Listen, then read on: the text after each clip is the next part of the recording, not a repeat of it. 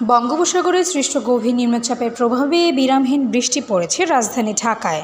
আর এই বৃষ্টিতে ভিজে সড়কের শৃঙ্খলা রক্ষায় দায়িত্ব পালন করছেন ট্রাফিক পুলিশের সদস্যরা।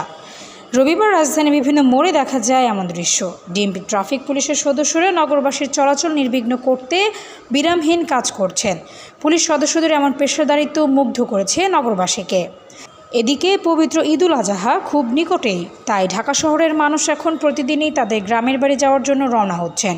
স্কুল কলেজ ইতিমধ্যে বন্ধ হয়ে গেছে, তাই সকলেই ছুটছেন আপন মাটিতে।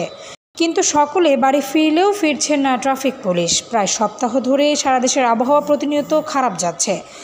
সারা দেশের বৈরী আবহাওয়ায় এখন বিপাকে পড়েছেন সাধারণ জনগণ, কিন্তু তারপরেও থেমে নেই ট্রাফিক পুলিশ। সারাদিন বৃষ্টির মধ্যেও তারা তাদের সর্বোচ্চ দায়িত্ব পালন করে যাচ্ছেন। এদিকে ট্রাফিক কর্মকর্তারা বলছেন এটা তাদের নিয়মিত ডিউটি।